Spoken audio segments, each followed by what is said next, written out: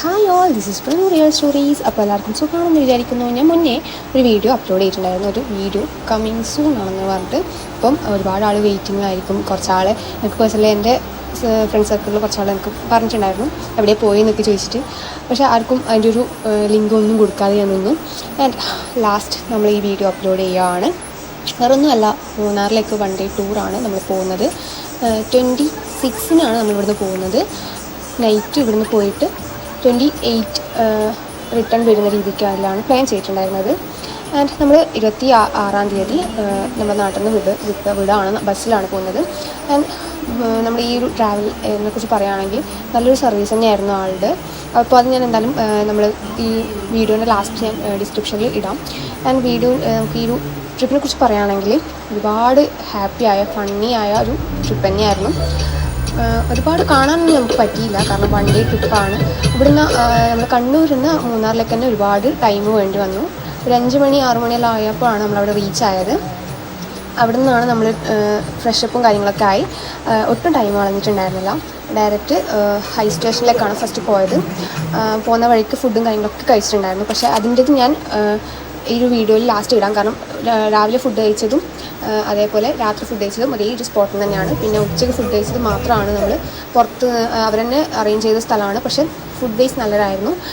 ഞാൻ ഈ ഒരു ടീമിൻ്റെ കാര്യങ്ങളൊക്കെ ഞാൻ ലാസ്റ്റ് ഇടാം കേട്ടോ. എന്തായാലും കണ്ണൂർ ഭാഗത്തുള്ള ആർക്കെങ്കിലും ട്രിപ്പ് പ്ലാൻ ചെയ്യുന്നുണ്ടെങ്കിൽ ഇവരെ കോൺടാക്റ്റ് ചെയ്യാം.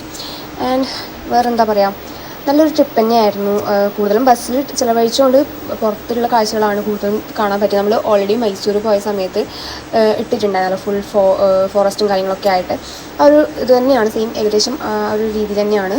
പിന്നെ ക്ലൈമറ്റ് നമ്മൾ ആ ടൈമിലല്ല, നമ്മളൊരു ട്രിപ്പ് സീസണിലല്ല നമ്മൾ പോയതെങ്കിലും നല്ല തിരക്കുണ്ടായിരുന്നു. അതേപോലെ എന്താ പറയുക, നമുക്ക് നല്ല തണുപ്പൊന്നുമില്ല, ഒരു കുറച്ച് മീഡിയം. ഹൈ സ്റ്റേഷനിൽ കയറുമ്പോൾ ചെറിയൊരു തണുപ്പ് കാര്യങ്ങളൊക്കെ ഉണ്ടായിരുന്നു.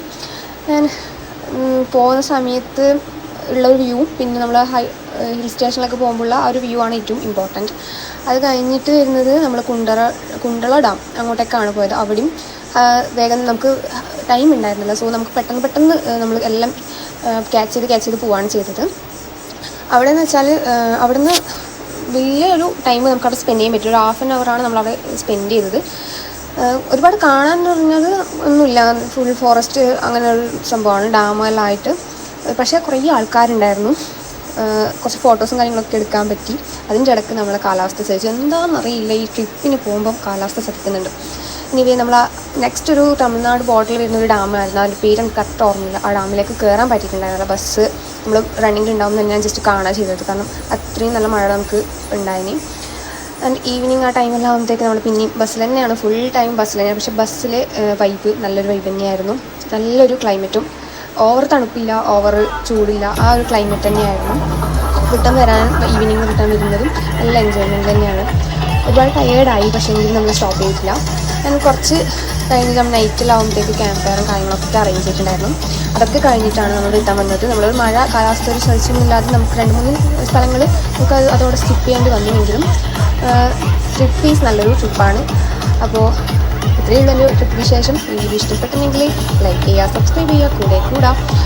ആൻഡ് ലൈക്ക് ചെയ്യുക എന്ന് പറയുന്നത് ഞാൻ കുറച്ചും കൂടി ഡീപ്പായിട്ട് പറയുകയാണ്, കാരണം എന്നുള്ള വീഡിയോസിൽ ആരും ലൈക്ക് ചെയ്യുന്നില്ല. ഇഷ്ടപ്പെടാത്തതാണെങ്കിൽ നിങ്ങൾ കമൻറ്റ് ചെയ്യുക കേട്ടോ, കാരണം നമുക്ക് കമൻറ്റ് ബോക്സിൽ നോക്കാമല്ലോ നമുക്ക് എന്താണ് ഫോൾട്ടായിട്ടുള്ളത്, അത് നമുക്ക് ക്യാച്ചപ്പ് ചെയ്യാം. സോ ഇന്നത്തെ വീഡിയോസ് ഇഷ്ടപ്പെട്ട എന്തായാലും ലൈക്ക് ചെയ്യുക കേട്ടോ. ആൻഡ് നെക്സ്റ്റ് വീഡിയോയുമായി കാണുന്നത് വരെ ബൈ.